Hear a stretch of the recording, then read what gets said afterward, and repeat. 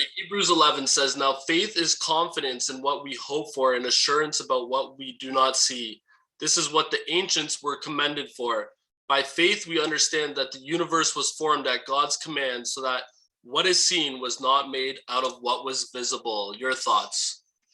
Yeah, it says God made everything out of what was invisible. He spoke things into being. Do you believe that? I do. I do believe that for sure. And is that called blind faith? I would say no, right? I would say that it's experiential faith just because of the fact in my life that I've never seen nothing create itself. My experience would tell me, which would be my faith, that, hey, there had to have been a beginning. So 6 years ago, would you have believed that verse? No, I wouldn't. I would have been like, this is bogus. And like, I actually remember probably mocking people, which is really sad about it all. Yes. So what happened in your life? Eventually, you got to the point where you're reading the Gospels, right? Yeah, for sure. I started repenting and experiencing God more and more and more, which it was a process, right? It wasn't like the whole fire hose atmosphere where it was just a full blown, but over time it became more and more easier to understand. Right. And if you had believed it all in day one, that would have been unwise. Yeah, exactly. Because then that would have been blind faith. Yeah. Yeah, because you tested it, the Gospels, you tested that on yourself, and that's how we all come to a Christian faith is through we read the story of Jesus, we read his teachings, and we process them. And say that makes sense. So let me try this, let me try that, and we start to say, well, that makes sense, and then things change on the inside, and now you're experiencing that faith versus blind. Does that work for you? Yeah, it does work for me, right? Even like just something as simple as like not do not worry. You don't understand that, but then when you start reading it and you understand the teaching of Jesus and you stop worrying less and you see the change that's happening in your life, you're like, maybe these harder things in my that Jesus is teaching might be beneficial to me too, because my experience and my faith now tells me that. Right. Okay. So we've known each other for a few years. Do you believe me? I do. Did you always believe me? And that, Actually, the first for the longest time, even to still this day, I'm like, Harry, where did you come up with this one? we can go back and forth at it sometimes. yeah, and sometimes I'm wrong. So it's not a blind faith even in each other. We have a faith to know I trust you, you trust me, to be faithful, Responsible, exactly. responsible, but we always question each other, say, whoa, where did that come from, like you say. And Mhm. and actually, if you think about even in school, 2 marbles plus 3 marbles equals 5 marbles. That's kindergarten, right? Yeah, exactly. That's basic math. Yeah, and then you say, well, that makes sense. So then the question gets to be a little more complicated. And so eventually you add up 3-digit numbers together, and but you can't really prove it anymore. But you trust it because your basic math applies to that and you've extended it. So it's experiential faith that teaches you the whole math course, because eventually you can't confirm those numbers anymore, but the system is in place so that it makes sense. And that is how truth is established. And Jesus said he came to establish the truth, and all his people will hang on to that. When Jesus sent out the 12, he told them to go to towns in Israel to do what? He said pretty much preach the gospel and like heal people who are sick, of course. Yeah. So did they have the faith to do that?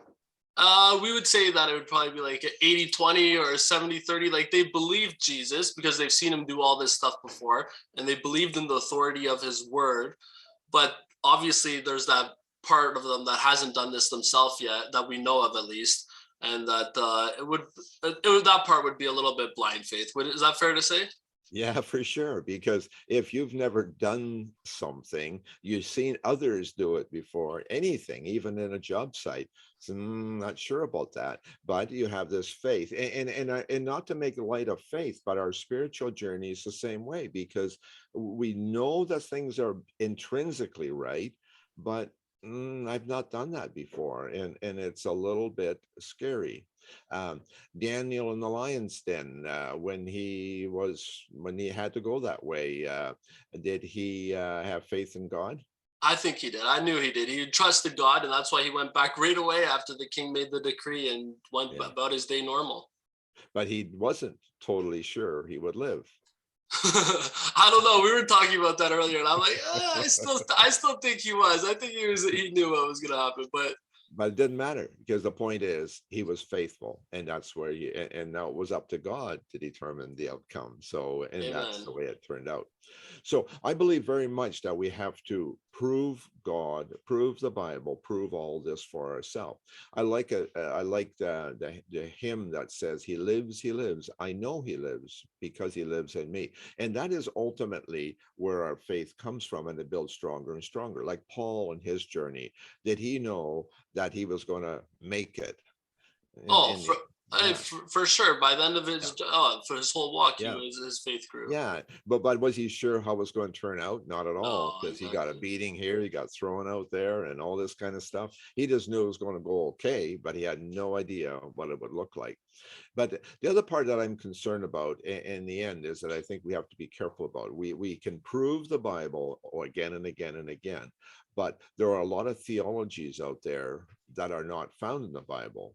And those are things that are really are concern to me, because we hang our hat on a lot of those beliefs that other people are getting from the Bible somehow or another. Be very, very careful of all the isms, as you might say, of life, because we have to prove them also. We know that Jesus and trusting him will take us all the way to the top.